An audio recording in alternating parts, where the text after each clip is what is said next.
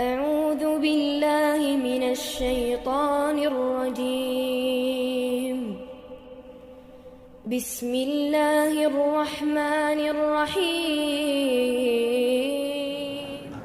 السلام عليكم ورحمة الله وبركاته. إن الحمد لله نحمده ونستعينه ونستغفره ونعوذ بالله من شرور أنفسنا ومن سيئات أعمالنا. من يهده الله فلا مضل له ومن يضلل فلا هادي له. وأشهد أن لا إله إلا الله وحده لا شريك له وأشهد أن محمدا عبده ورسوله لا نبي بعده وبعد.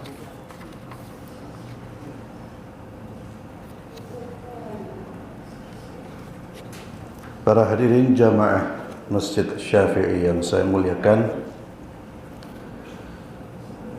kita masih membahas tentang Kitabul Iman bil Qadar, pembahasan terkait iman kepada takdir, dan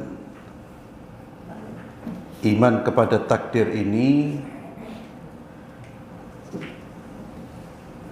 pendekatannya dengan percaya dan yakin dengan apa yang disampaikan oleh Allah dan Rasulnya terkait dengan masalah takdir,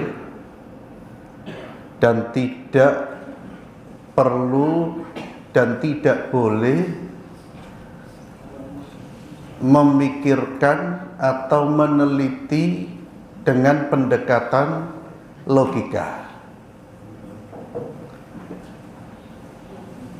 Karena takdir ini sebagaimana diungkapkan oleh Ali bin Abi Thalib radhiyallahu tabaraka wa ta'ala merupakan sirrullah, rahasia Allah.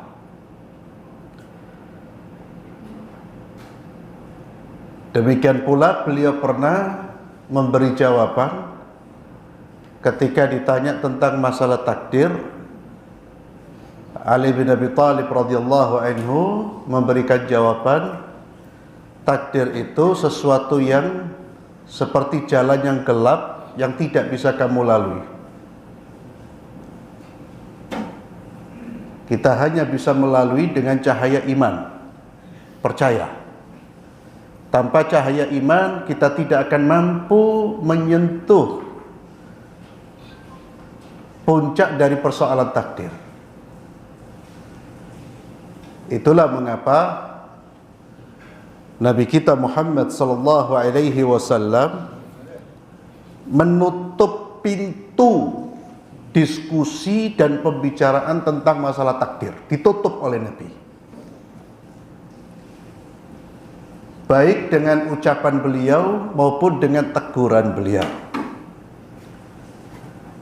Dengan ucapan beliau sallallahu alaihi wasallam, beliau pernah bersabda, "Idza dzukiral qadar fa'amsiku."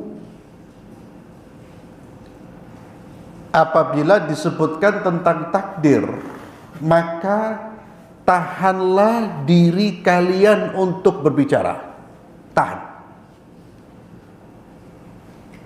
Itu petunjuk Nabi Muhammad sallallahu alaihi wasallam. Demikian pula beliau sallallahu alaihi wasallam pernah menemui para sahabat beliau yang sedang berdiskusi tentang masalah takdir. Diskusinya dengan pendekatan logika. Loh, kalau seperti ini, kalau sudah ditakdirkan, buat apa kita berbuat diskusi itu? Kata Nabi SAW, kalian tidak diciptakan untuk ini. Peramalah.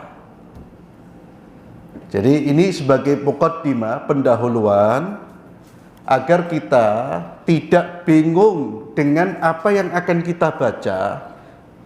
Simak, dengarkan, imani, selesai. Tidak perlu kemudian lalu dibayangkan, dipikirkan. Loh, kalau gini Kan dak iso lagi. Nah, jadi kata Nabi apa? Fa'amsiku. Dan semua persoalan-persoalan iman itu pendekatannya adalah keyakinan. Bukan ini. Logika bukan akal.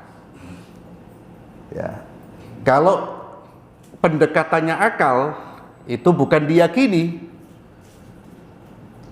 Dan orang-orang di luar Islam pun, orang-orang kafir pun, ya semuanya akan menerima. Ya, kenapa banyak orang yang dikatakan kafir, menolak, mengingkari? Karena mereka tidak mengimani, mempercayai perkara-perkara yang tidak masuk di logika manusia, tidak logis.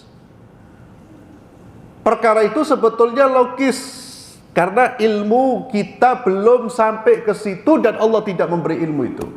Wa ma utitu minal ilmi illa qalila. Allah itu ngasih ilmu sedikit. Ini pendahuluan. Maka saya kurang sependapat ya.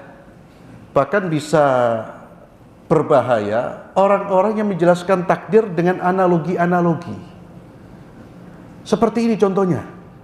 Seorang guru, dia sudah tahu murid ini akan tidak naik kelas. Ini murid naik kelas.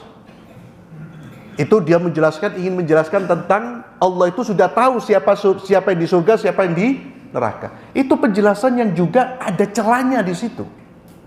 Ya. Jadi nanti kita baca satu riwayat bagaimana sikap para tabi'in, para salafus saleh ketika berbicara tentang masalah takdir. Ya. Mereka tidak ada pertanyaan lagi. Mungkin satu pertanyaan muncul, tapi ketika diberi jawaban, langsung mereka menutup pintu-pintu atau menutup pertanyaan berikutnya. Mereka menutup pintu pertanyaan berikutnya.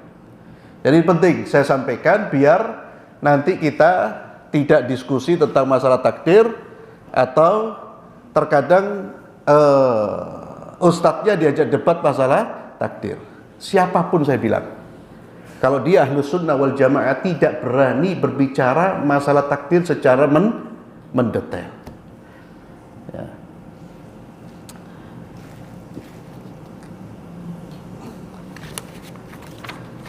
Imam Abu Hanifah rahimahullah, ini juga pernyataan yang baik dari Imam Abu Hanifah. Kita tahu Imam Abu Hanifah ini imam yang dikenal sangat kuat, ya, logikanya. Imam yang sangat kuat ra'yunya. Sehingga kalau dalam referensi ya, kajian fikih, kalau disebut ahlur ra'yi itu ya merujuknya kepada Abu Hanifah. Ya. Jadi cerdas. Beliau menjelaskan bahwa seseorang yang semakin dalam membahas takdir, maka dia seperti melihat matahari, semakin lama dia menatap, maka matanya akan semakin sakit. Ya, membahas masalah takdir itu seperti orang memandang sinar, semakin lama semakin sakit. Jangan. Abul Mudhaffar As-Sam'ani beliau berkata, barang siapa yang berusaha menggunakan akalnya untuk memikirkan takdir, maka dia tidak akan pernah merasa puas. Itulah mengapa saya katakan jangan menganalogikan. Orang itu tidak akan merasa puas kalau dia terus berpikir, itu tidak ketemu nanti. Ya, maka saya kurang setuju kalau ada ustaz atau siapapun dia seperti ini ya takdir itu ya. Ya, kita analogikan. Itu kalau orang terus mau berpikir, argumentasi logisnya itu lemah dan tidak bisa ketemu. Seperti perkataan Abul Mudhaffar As-Sam'ani, orang yang menggunakan akalnya untuk memikirkan takdir maka tidak akan pernah merasa puas. Tapi ketika orang beriman, na'am, semua sudah dicatat, Allah semuanya tahu, Allah yang menentukan, selesai. Tinggal tugas kita bukan mikirkan takdir, tapi tugas kita adalah menjalankan apa yang diperintahkan oleh Allah. Ya. Hadis dari Abul Aswad Ad-Du'ali. Ya. Ini seorang tokoh tabi'in yang dikenal sebagai penggagas ilmu nahwu. Ya. Alim, berilmu. Beliau pernah berkata, Imran bin Husain pernah bertanya kepada saya, Ara'aita ma ya'mal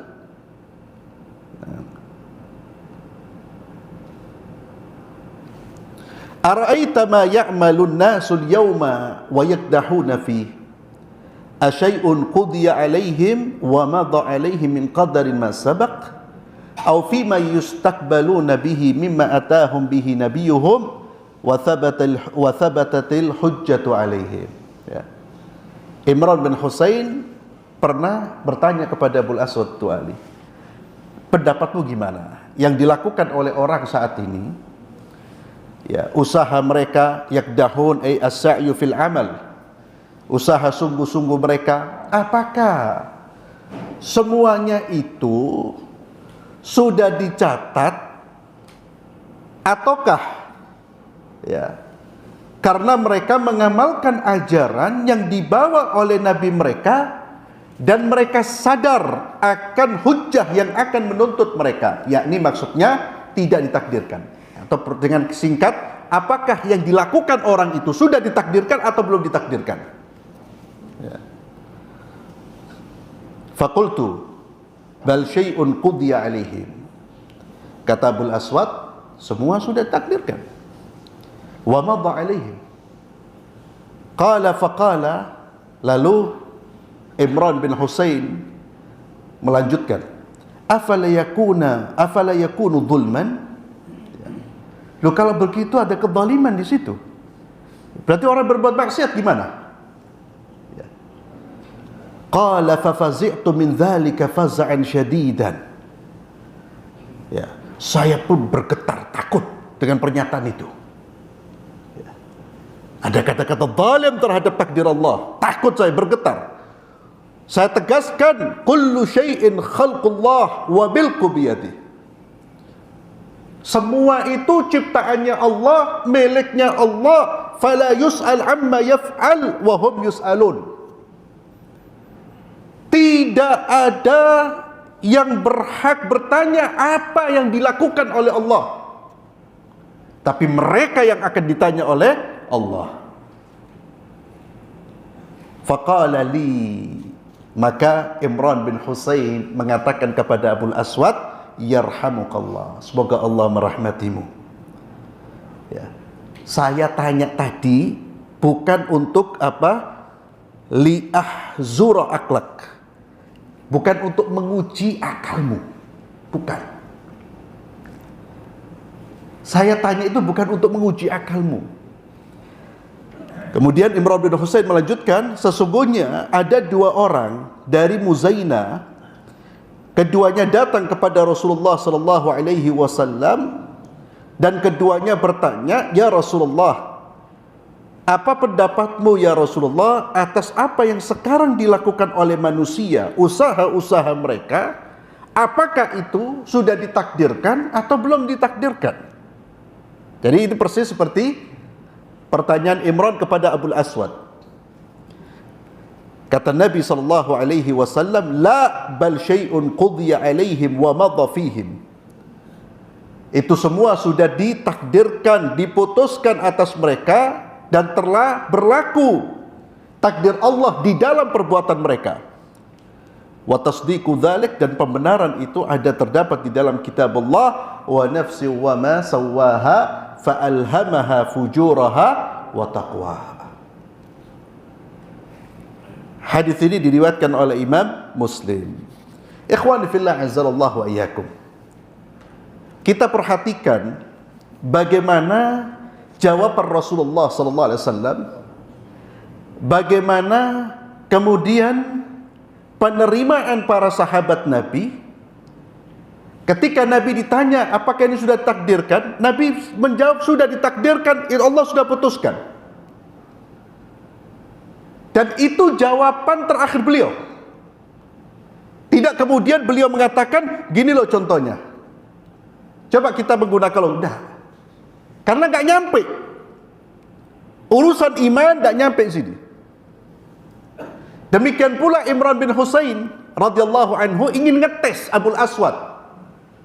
Ternyata Abul Aswad menerima masalah takdir ini sebagaimana apa yang diputuskan oleh Rasulullah SAW. Maka Abul Aswad ketika mendapatkan pernyataan lanjutan dari Imran bin Husain, ini kezaliman, marah dia. Dia mengatakan jangan, Allah tidak berhak ditanya. Sudah itu. Jangan menggugat. Jangan bertanya atas apa yang Allah lakukan, kenapa? Tapi kita yang berhak ditanya oleh Allah, kenapa kalian melakukan itu? Berhenti sampai di situ, ma'asyiral muslimin.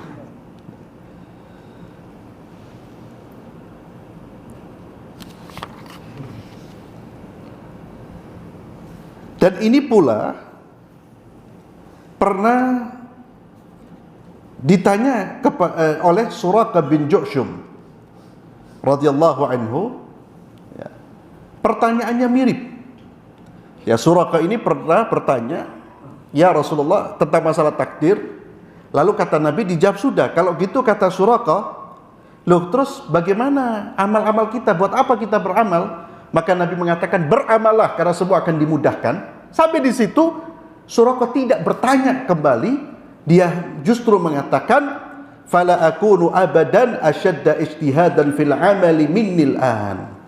Aku tidak pernah semangat sekarang ini dalam beramal, melebihi semangatku dalam beramal pada saat ini. Ketika mendapatkan komentar atau jawaban dari Rasulullah, beramalah. Ya. Suraqah tidak kemudian bertanya yang ketiga kalinya, ya, mempertanyakan jawaban Nabi. Ketika Nabi menjawab, dia tanya yang kedua kalinya, Nabi menjawab, selesai. Itu cara orang beriman. Ini perlu kita tekankan ikhwani fillah, karena ini masalah takdir, ini masalah yang paling ribet. Seperti tadi yang saya sampaikan, perkataan siapa? Ali bin Abi Thalib. Itu seperti jalan, beliau sering memberi perumpamaan di satu sisi seperti jalan gelap. Pernah beliau mengatakan bahwa takdir itu sirrullah, rahasia Allah. Dan takdir itu di sisi yang lain, di satu kesempatan beliau menjelaskan takdir itu seperti kedalaman air laut. Keluasan dan kedalaman yang tidak mungkin dijangkau semuanya. Ya. Maka inilah cara mereka menerima apa yang disampaikan oleh Rasulullah SAW. Mereka tidak kemudian terus bertanya yang pertanyaan untuk memuaskan logikanya. Ketika sudah dijawab oleh Nabi sekalipun belum memuaskan logikanya, tapi ini adalah keterangan dari Rasulullah, sami'na wa ata'na wa amanna, kami beriman. Kelas. Ini penting. Jadi jangan sampai kemudian setelah ini kita ribut masalah takdir. Lu lek gini apa Ustaz? Ya, pinter-pinteran. Ya. Karena pernah itu orang kita diajak, saya bilang ya akhi, ente mau debat sama siapapun, ya, kecuali orang yang kemudian memberikan analogi tentang takdir ini, dia tidak akan persis, dia tidak akan bisa memberikan penjelasan yang nanti sejalan dengan semua ayat-ayat Allah dan hadis-hadis Rasulullah SAW. Pasti ada ayat dan hadis yang terbengkalai. Ya. Itu kalau kita kemudian ingin menelisik masalah takdir dengan logika kita, maka berhenti sudah. Allah takdirkan semuanya, dan keyakinan kepada takdir ini salah satu faktor yang membuat kita bisa lebih tenang menghadapi apa yang terjadi dalam kehidupan kita. Ya, kalau kita yakin ini sudah ditakdirkan dan tidak mungkin meleset, ya buat apa nangis-nangis, buat apa kita kemudian bersikap melampaui batas. Ada musibah, nangis boleh, manusiawi, rahmat kata Nabi. Sedih, manusiawi.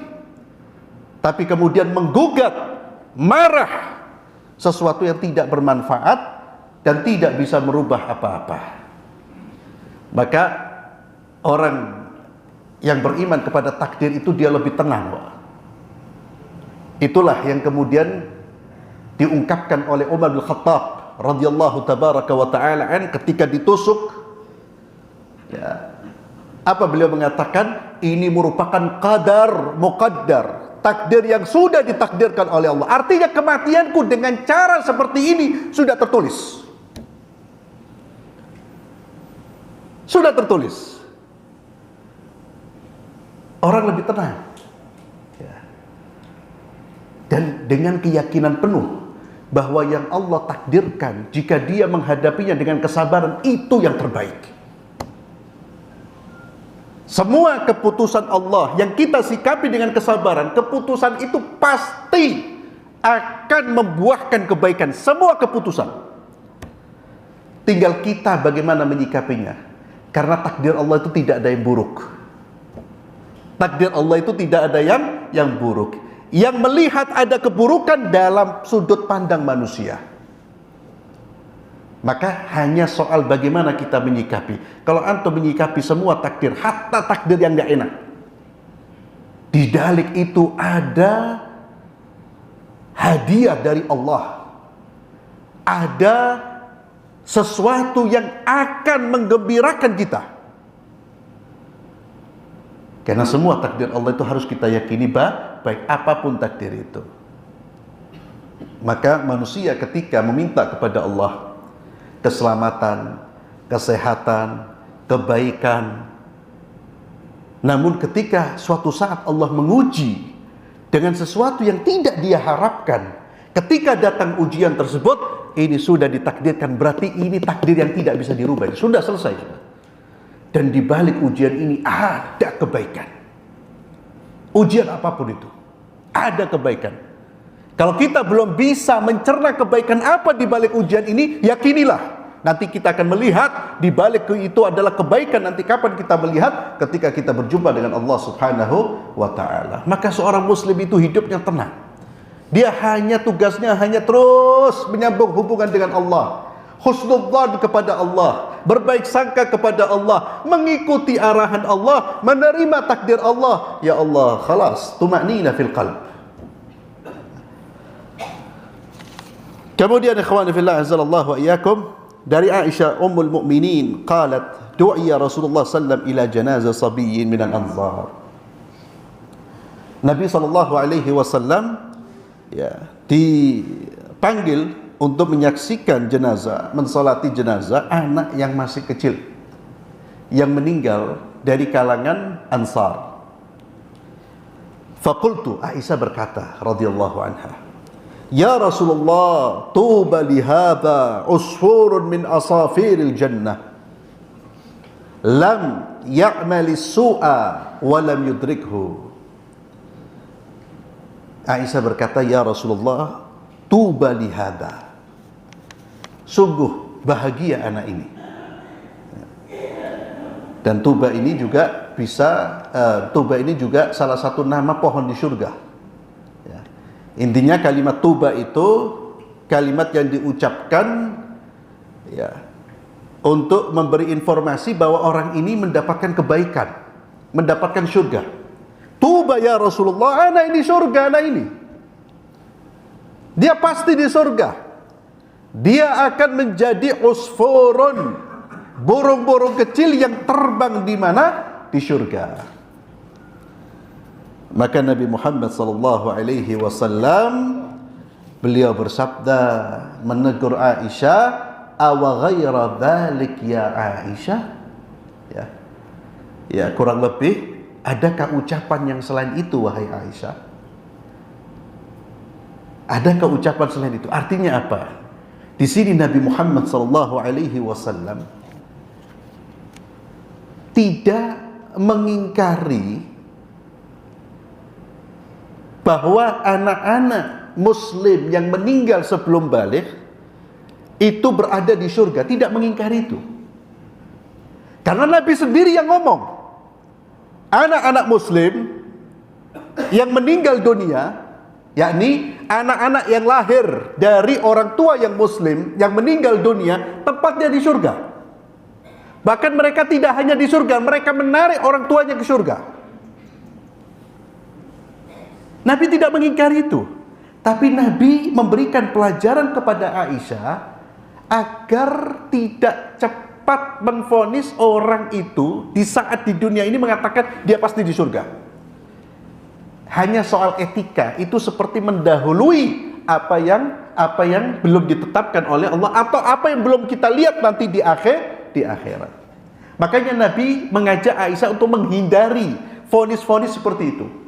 Sudah pasti dia di surga, sudah pasti di surga. Padahal anak-anak kaum muslimin sudah di surga. Nabi ingin mengajarkan kepada Aisyah, jangan menvonis secara takyin. Takyin itu apa? Menunjuk anak ini, karena Aisyah mengatakan anak ini, anak mati ini, tempatnya di surga. Berbeda dengan ucapan, setiap anak muslim yang meninggal dunia sebelum balik tempatnya di surga sebagaimana diinformasi Rasulullah, itu berbeda dengan mentakyin. Takyin itu anak ini pasti di surga. Ya. Itu soal etika saja. Kecuali orang-orang yang secara individual, secara pasti nama-nama mereka sudah disebutkan di surga, maka kita mentakyin, menyebut nama-nama mereka pasti di surga. Kenapa? Karena Allah telah memastikan mereka satu persatu dengan nama-nama tertentu di surga melalui lisan Nabi Muhammad SAW. Seperti siapa? Abu Bakar, Umar, Uthman, Ali, 10 orang sahabat Nabi, nama-nama mereka, Bilal, ya, Abdurrahman bin Auf, dan banyak orang-orang yang nama disebut Abu Bakar fil Jannah. Nabi SAW pernah menyebutkan Abu Bakar fil Jannah, Umar fil Jannah, Uthman fil Jannah. Maka kita katakan Abu Bakar fil Jannah. Mengimani apa yang disabdakan oleh Rasulullah SAW. Adapun jika Nabi menyebut secara global, maka kita pun menyebut secara global. Itu adab. Sehingga di situ kita ittiba, mengikuti, tidak mendahului. Menyebut secara global itu apa? Anak-anak kaum muslimin, mereka di mana? Fil jannah. Tapi tidak menyebut satu persatu, oh anakmu pasti mlebu surga. Lah. Tapi kita katakan insyaallah fil jannah. Insyaallah nanti dia akan memberi syafaat kepada antum. Berdasarkan hadis Rasulullah SAW. Insyaallah itu adab kita. Ya. Insyaallah itu berarti kita tetap menggantungkan nanti ya opo. Karena di hari kebangkitan, bahkan sekarang Maliki Yaumiddin, ya, rajanya siapa? Allah yang menentukan semua. Jadi yang sudah ditakyin, takyin itu apa ya? Menyebut secara person, ya, individu yang sudah ditakyin, maka kita sebut secara takyin, ya, individu-individu seperti Abu Bakar, Umar. Yang belum ditakyin jangan menyebut. Contohnya ikhwani fillah, Nabi SAW menyebutkan bahwa syuhada, orang-orang yang disebut syuhada itu selain orang yang mati di medan perang, mereka juga adalah orang-orang yang mati karena tenggelam, terbakar. Maka ketika kita melihat seorang muslim meninggal dunia dengan cara terbakar, kita tidak boleh mengatakan dia pasti masuk surga. Kita hanya mengatakan orang yang terbakar masih masuk surga. Insya Allah fulan termasuk. Ya. Jadi jangan menvonis dengan surga. Demikian pula dengan neraka. Kecuali orang-orang yang sudah kafir mati dalam kondisi kafir. Ya, kalau sudah mati dalam kondisi kafir, orang kafir di neraka. Atau yang sudah divonis, ya, Fir'aun di neraka, Abu Lahab di neraka. Ya, jangan sampai ada orang Islam mengatakan, wah saya tidak berani menvonis Abu Lahab itu. Saya bukan Tuhan. Loh, ya, ini sudah keblinger. Itu bukan Tuhan, tapi Tuhanmu ngomong dalam Al-Quran, tabbat yada Abi Lahab wa tab. Kalau ente meragukan, berarti ente meragukan Al-Quran. Ya. Kan sekarang, bukan sekarang, sudah lama itu. Ya. Orang-orang yang kemudian ya berpikiran aneh-aneh. Ya. Jangan kita menvonis orang sudah kafir jelas. Yahudi Nasara itu tidak berani kita katakan ahlun nar. Ya. Bahkan mereka bisa masuk surga. Ya sudah, wa'min ya Allah. Ya. Terus jangan membawa, ya itu ada di kampus-kampus itu, bisa untuk temukan itu. Ya. Kena orang-orang yang terkena racun filsafat. Ya. Sampai kesimpulannya mengatakan semua agama sama. Ya, itu kekufuran. Ya. Semua agama sama. Inti mau agama apapun terserah, yang penting itu jadi orang baik. Loh. Ya akhi, orang kalau berbuat syirik, menduakan Allah, di dalam Al-Quran disebut apa? Kafir, musyrik. Di dalam Al-Quran juga disebut apa? Zalim. Inna syirka la zulmun azim. Itu sudah hal yang disepakati, bukan sesuatu yang masih diperdebatkan. Kemudian ikhwani fillah azallahu wa iyyakum, hadis-hadis yang disampaikan di sini sebetulnya hampir sama terkait dengan masalah-masalah takdir.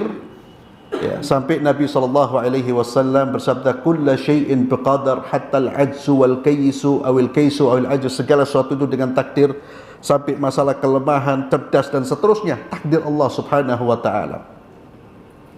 Kemudian Nabi pernah ditanya tentang berobat. Apakah berobat itu merubah takdir? Kata Nabi, hiya min qadarillah. Berobat itu termasuk takdir Allah Subhanahu wa ta'ala. Artinya kita tetap harus ikhtiar. Sakit berobat, lapar mangan. Ya.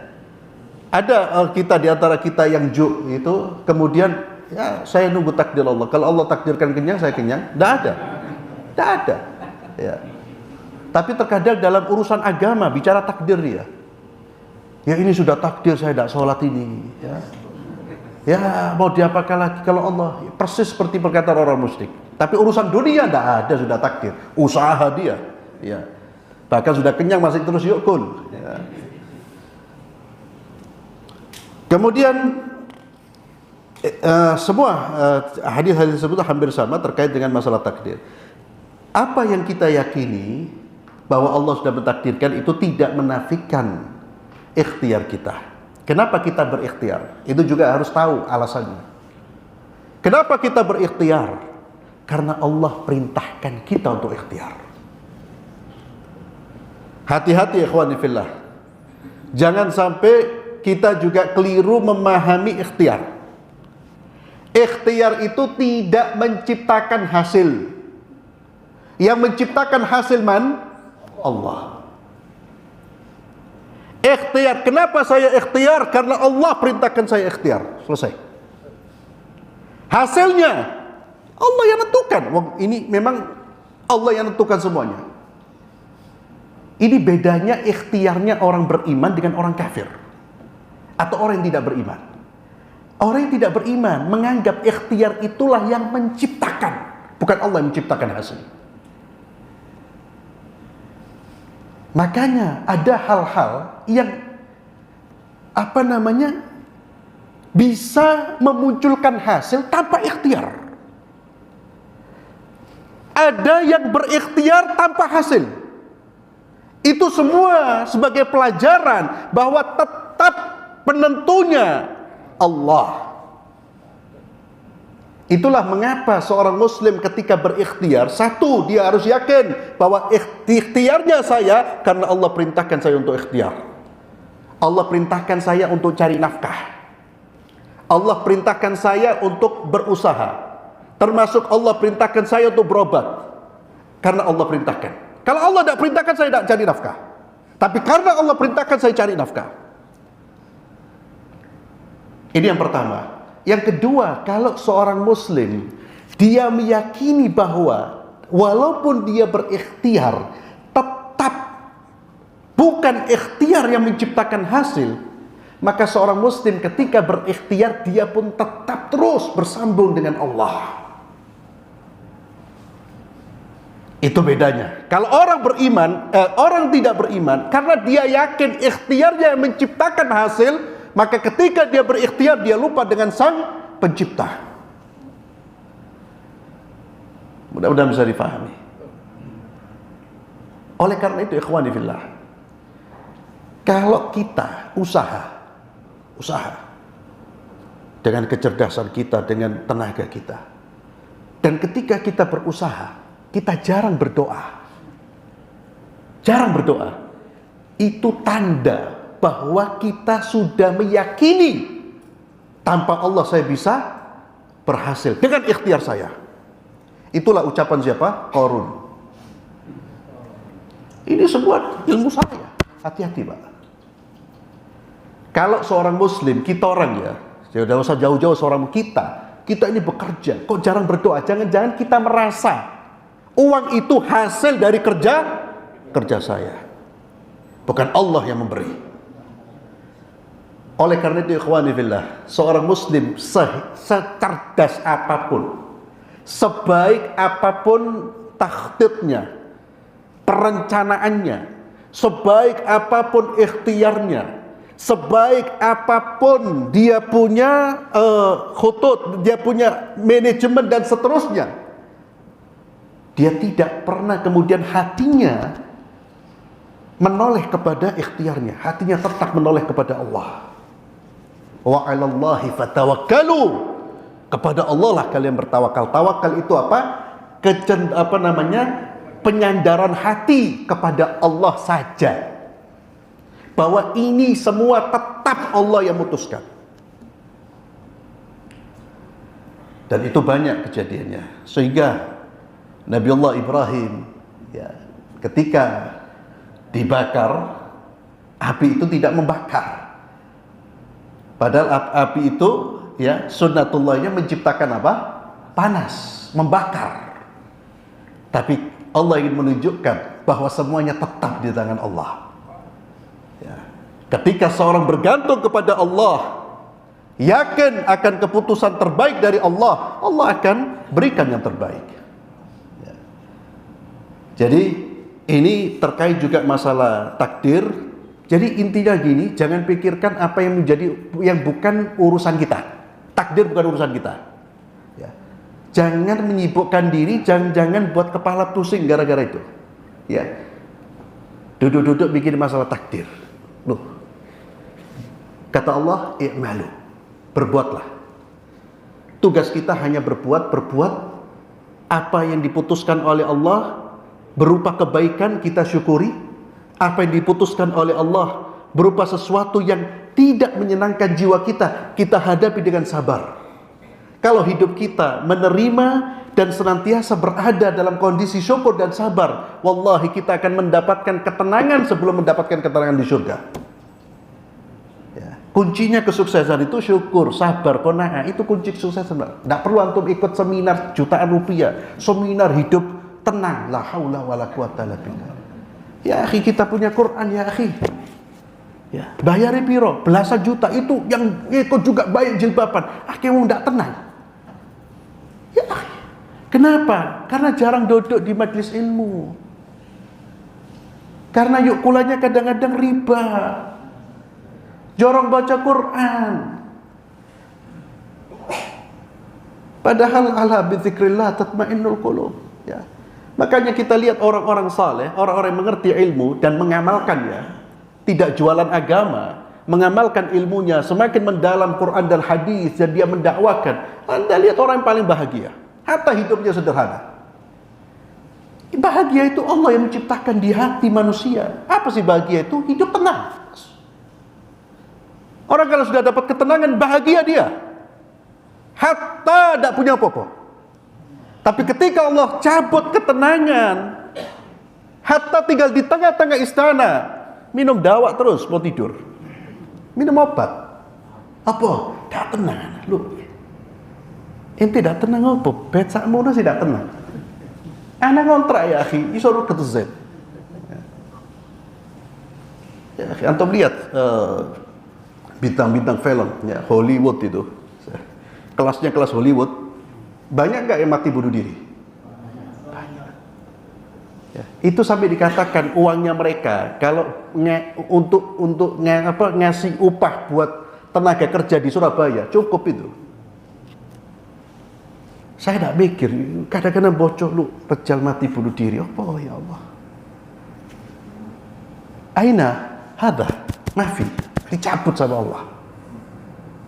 Makanya antum ya wallahu akbar, kita orang ini ya, ketika kondisi sekarang tenang saja, wallahi hada ni'mah azimah. Antum sekarang duduk tenang gini dan duduk di majelis ilmu, di tempat-tempat hidayah, wallahi hada ni'mah azimah. Ini lebih besar, lebih bernilai dari dunia dan seisinya ya akhi. Antum jangan kira ini bukan nikmat, Pak. Ada orang saat ini gelisah, tidak tahu arah. Ada orang saat ini sumpek. Ya akhi, hadhi ni'mah azimah. Maka kembali, imani takdir Allah, jalankan tugas kita sebagai hamba Allah, respon semua keputusan Allah dengan apa yang Allah perintahkan, syukur, sabar, khalas. Itu kita jaga sampai kita berjumpa dengan Allah Subhanahu wa taala. Dan dunia ini adalah darul ibtila. Dunia ini adalah dar ujian. Ya. Kita betul-betul mau tenang, mau nyaman di mana? Fil jannah. Ya. Fil jannah. Kemudian ikhwani fillah azzalallahu wa iyyakum, bab tasrifullah taala al-qulub. Bab ini berbicara tentang Allah itu membolak-balikkan hati manusia. Dari Abdullah bin Amr bin As, bahwasanya beliau mendengar Rasulullah sallallahu alaihi wasallam bersabda, sesungguhnya hati anak Adam semuanya di antara jari jemari Allah Subhanahu wa taala yang Maha Rahman, semuanya seperti satu hati. Artinya Allah mengontrol semuanya. Semua di tangan Allah Azza wa Jalla. Allah yang mengatur, Allah yang membolak-balikkan. Yusarrifuhu haitsu yasha. Allah Azza wa Jalla membolak-balikkan sesuai dengan kehendak Allah. Kemudian Nabi Muhammad sallallahu alaihi wasallam berdoa, Allahumma musarrifal qulub, sarrif qulubana ala ta'atik. Inilah respon kita ketika semua ada di tangan Allah, maka kita minta kepada Allah. Ya Allah yang membolak-balikkan hati. Allahumma musarrifal qulub, ya Allah yang membolak-balikkan hati, yang mengatur hati. Sarrif qulubana ala ta'atik. Jadikan atau palingkan hati kami untuk senantiasa taat kepadamu. Arahkan hati kami untuk senantiasa berada di dalam ketaatan kepadamu. Dan ini doa yang banyak diucapkan oleh baginda Muhammad sallallahu alaihi wasallam, sebagaimana hadis Anas bin Malik radhiyallahu anhu. Beliau berkata, kana Rasulullah sallallahu alaihi wasallam, bahwa Nabi sallallahu alaihi wasallam yukthir, memperbanyak. Iki Nabi memperbanyak membaca apa? Doa, ya muqallibal qulub, tsabbit qalbi ala dinik. Maka bisa dua redaksi. Allahumma musarrifal qulub, sarrif qulubana ala ta'atik, atau Allahumma ya muqallibal qulub, tsabbit qalbi ala dinik. Itu yang sering diucapkan oleh Rasulullah sallallahu alaihi wasallam. Dan ini doa ya ikhwani fillah yang juga sering-sering kita ucapkan. Jangan pernah kita merasa aman.